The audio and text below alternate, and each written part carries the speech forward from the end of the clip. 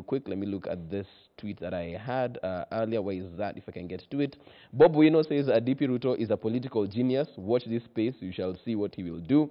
Okay, vouching for the DP and his political acumen right there.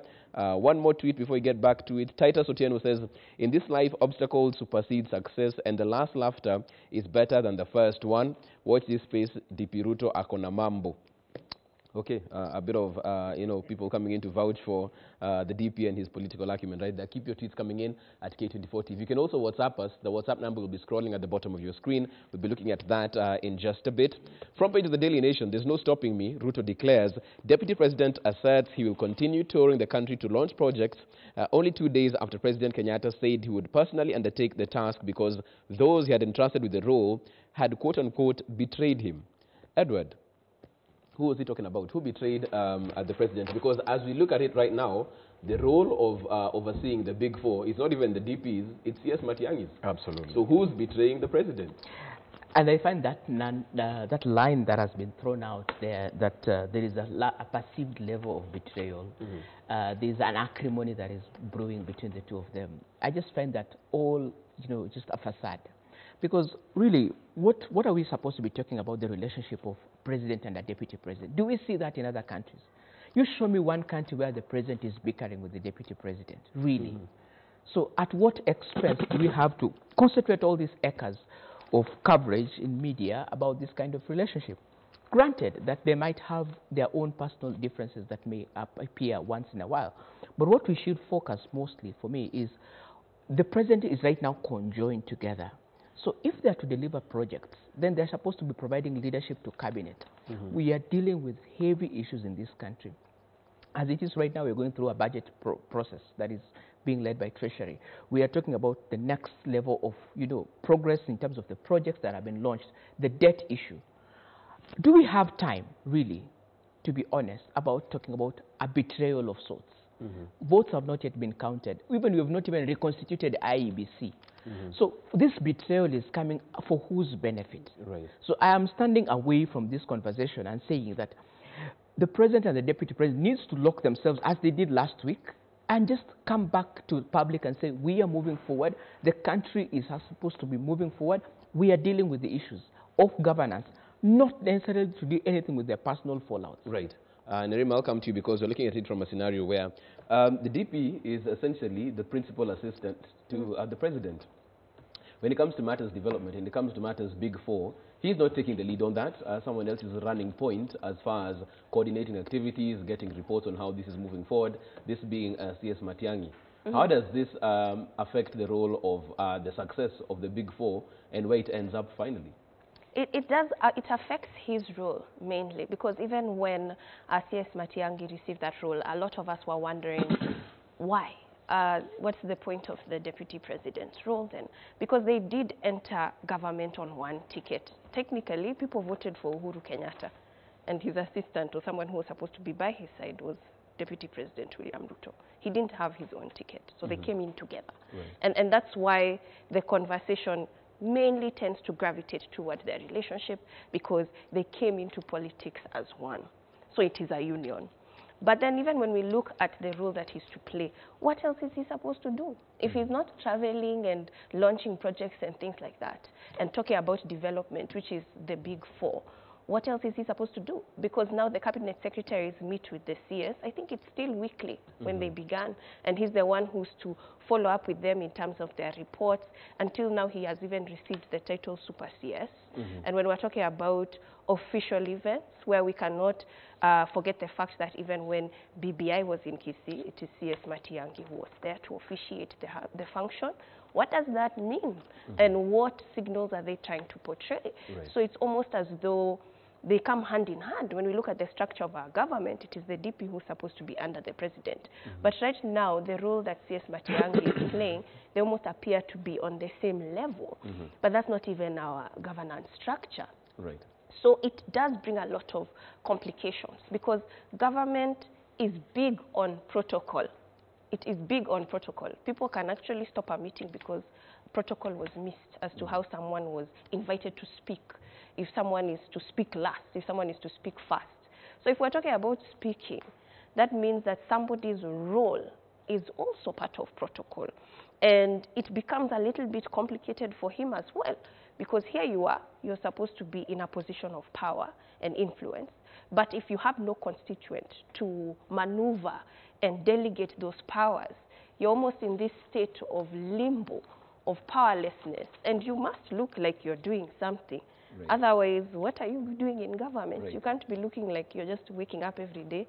Everyone is calling you the deputy president, and you have no role. Right. Yeah. Right. So that brings also a key issue right there. But even as we look at the roles that are supposed to be given to these particular individuals, John Paul, we also have the expectation that Kenyans have.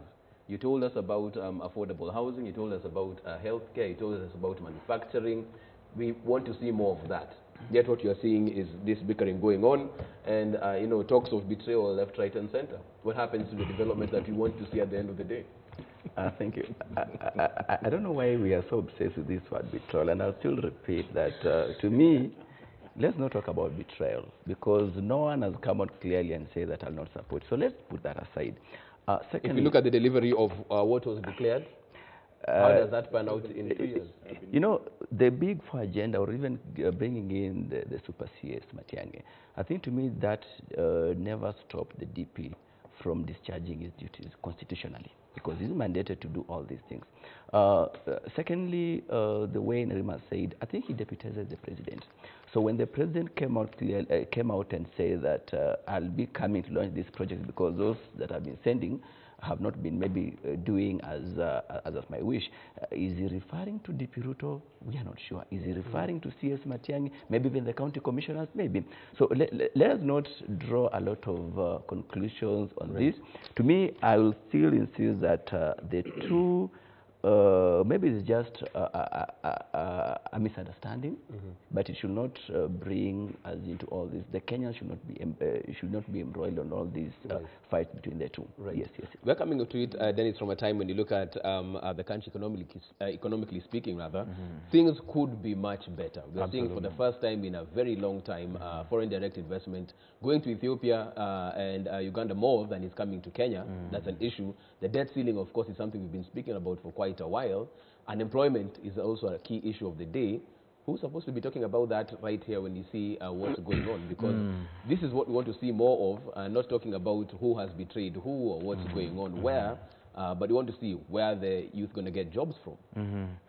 I think the president has every right to be frustrated, of course, as the leader of this nation, seeing that nothing seems to be getting done according to the way he wants it.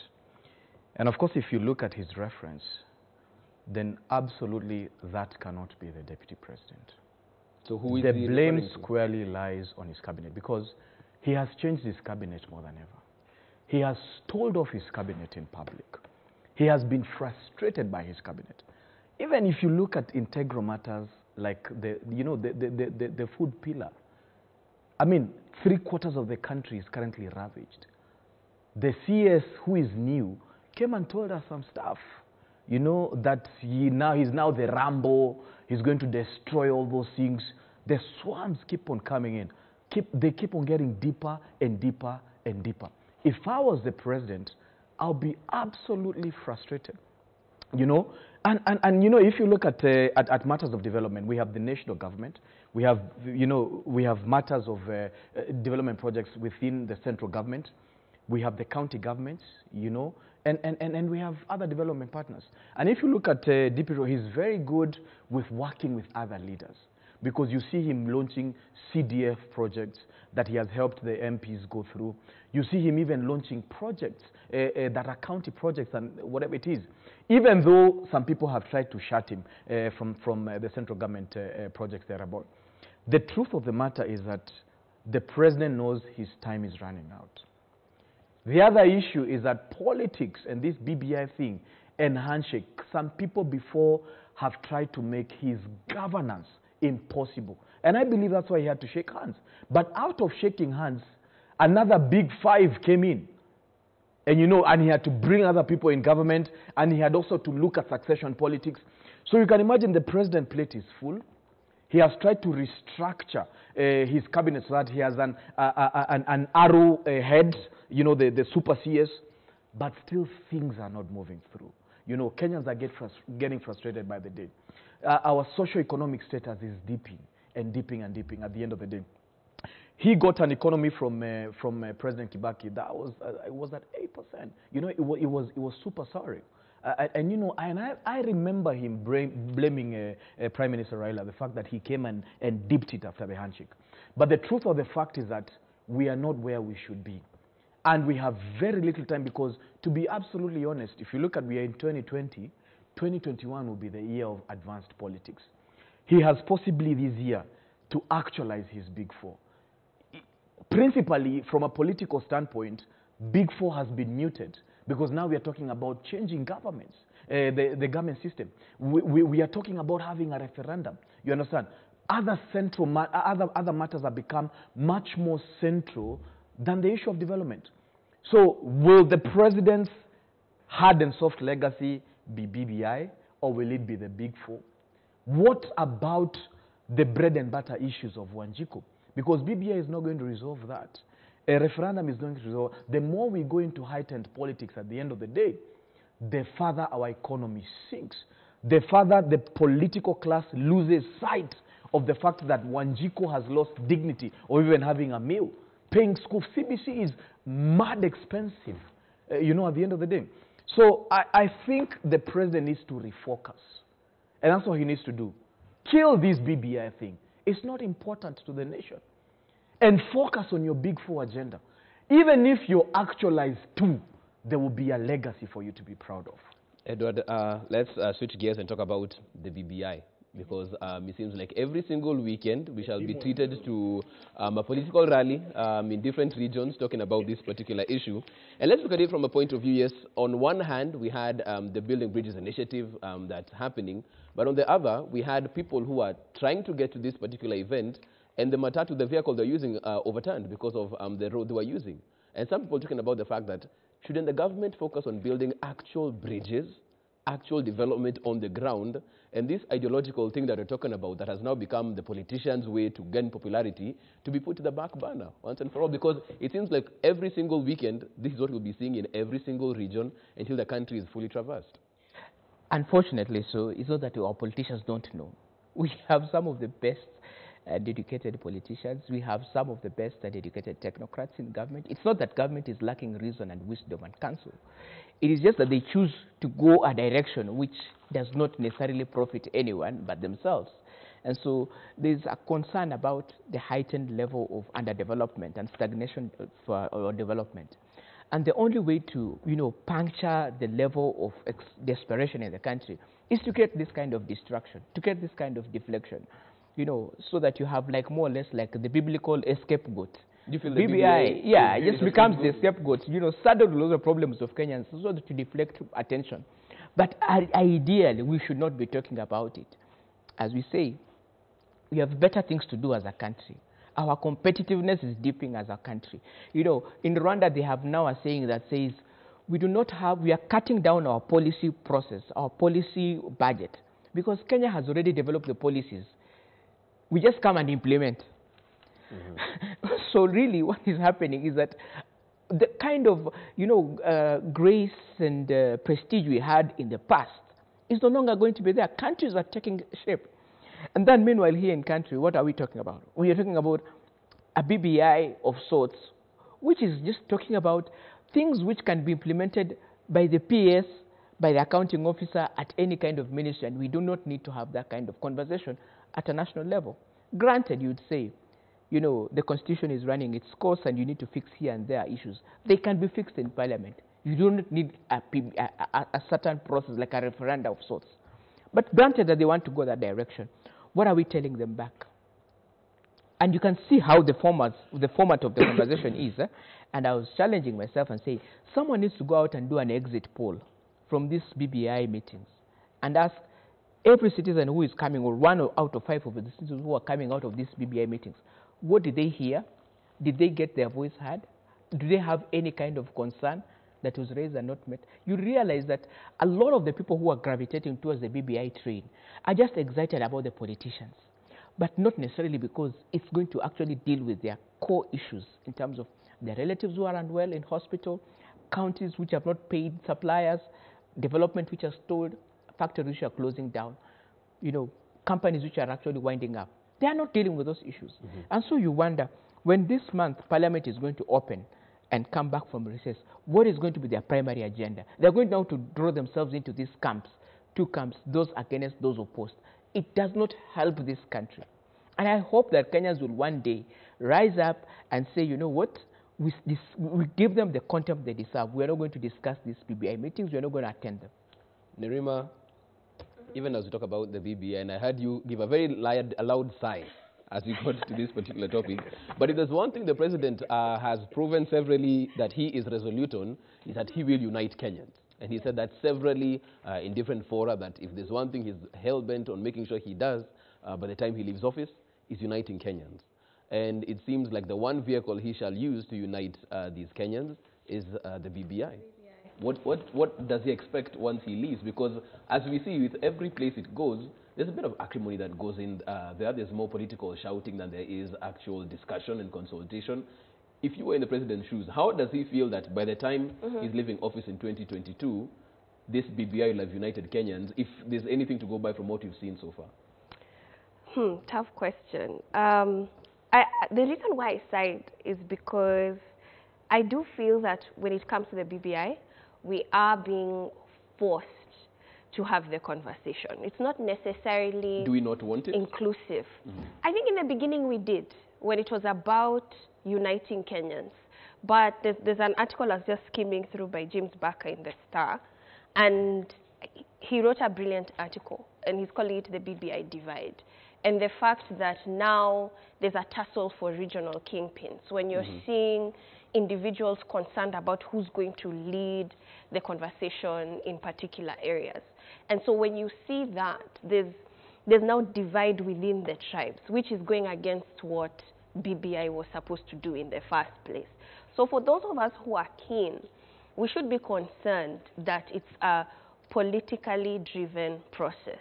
There's been nothing that has been healthy that has been led by political individuals in this country. We're talking about elections and the kind of things politicians say that instigate violence and increase ethnicity, and we're talking about young people being used in these processes. So it's the same thing when I see these meetings.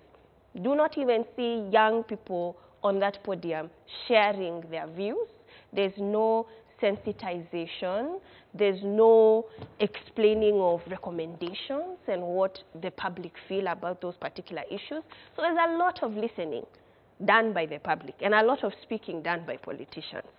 But I think what is of concern to me is the fact that Eden Duale did mention that it looks confused. He said it's been hijacked by politicians. Yeah, so even him, he recognizes that this is not good. He's also recognizing that this is not good. And then to hear former Prime Minister Raila Odinga now say that, well, hop on board this train, and it's a train without brakes. I don't think I want to get on a train that has no brakes. It's not safe. Right. It's not safe. And so where are we even heading to? And so it also means that there is no control. And those are some of the questions that we should be concerned about. I do think that it's developing a life of its own, because when the Building Bridges initiative came out, I had actually sat down with my team and we said, we're not going to enter this conversation, we're not going to entertain it, it's a political tool. But now it has been recycled so much in our media, and the fact that they're actually doing these travels over the weekend, that it's difficult not to be in that conversation. It's difficult to ignore, and it's difficult to say, I don't want to be part of the process. Because that's now what normally happens, that if you're not on the table, if you're not discussing, then you're on the menu. So we are being forced to be in this conversation. But I do think, as far as the president goes, if he wants it to gain control again, because right now it has lost control, is to have the right people on the platforms. It shouldn't be a debate as to which governor leads what session, whether members of parliament should have an opportunity to speak and less national leaders. It should be the different sectors. There should be an opportunity for teachers. There should be an opportunity for the religious community. There should be an opportunity for youth, for civil society, and these individuals who have gathered in this space to actually listen. People still don't know what is in this report. Those of us who have read it, there's no way we're going to print 100 pages to go and tell people to read 100 pages. That's false. So if you're able to have these people gathered in one space, summarize it briefly, have people interrogate it, ask them, that's healthy conversation. But I don't think the president would be pushing for that, because then again, he does spend a lot of his time trying to avoid a lot of political conflict. Okay. John Paul, let me come to you, because some people are saying that what you're saying is a waste of time for Kenyans. If indeed these rallies need to be done, you can take one weekend, do 2, 3, 4 regions at the same time. We don't have to have only Kitui done today, then next week move to a different location. We could have had Western, Kisii, Kitui, Mombasa done on one weekend, and then move on to another one if they have to be done. Are we just witnessing a waste of time by politicians? I think we need to ask ourselves, who is funding all these rallies? That is the main thing that we need to know, who is funding them. Secondly, the president is not going to kill BBI, because when these two people sat on March 2018 and came out with a handshake story, we don't know what they discussed. All of a sudden, the BBI was brought to us. But I would like to ask ourselves, is the presidency under threat? Because when you talk about people attacking the deputy president, that is the presidency. Is it under threat? Secondly, the BBI, this document, was someone outsmarted with this document? Because as you remember, when the first document was out, everyone said it was not about creating positions, it was about who is going to be the president, how many prime ministers, all these kind of stories. But what is the narrative has changed. So was someone outsmarted to support the document? I think, to me, the politics have been in play. It has not started yesterday. And with all these rallies, as Nerima said, I think they're trying the way the Prime Minister said it took off. And it was unfortunate that it took off with so many people outside. And now, because there is no other train to board, you have to rush and get to the train, right, which is very unfortunate for some of our leaders and some of the Kenyans. So even the senior-most leaders like Duale saying that the process has been hijacked, I think whom are we going now to listen to? Because if he says that the process has been hijacked by the politicians, and these are the same people that are supposed to give us directions. So I think it raises a lot of questions and concerns with Kenyans, because it's going to be very difficult for the president to achieve the Big Four agenda. It's going to be very, very, it will not be easy. So that's why when you see all these things, he's now focusing on the building bridges, uniting Kenyans, and it's unfortunate that I think the people who are close to the president just advised him and told him, hey, you are naked, because maybe someone exposed your nakedness. That's why you see now he's concentrating so much in central Kenya. Okay. Yes, yes. Before we take a look at our roads in just a bit, Dennis, I want you to, in 1 minute, you saw BBI Kitui. What's your biggest takeout from that? One of the things I need to say is that we have to kill political prostitution and the spirit of lasciviousness and betrayal that thrives in our politicians. That today it's okay for you to sleep with this person and sleep with this person. I'm asking for fidelity. And I want what you saw in Kitui? You know, because first of all, there's nothing like inclusion. Because inclusion, at the end of the day, the real inclusion is economic inclusion, civil rights inclusion, which are in the Constitution 2010. We voted the Jubilee government on the principle of the Big Four. We didn't vote them on the principle of BBI.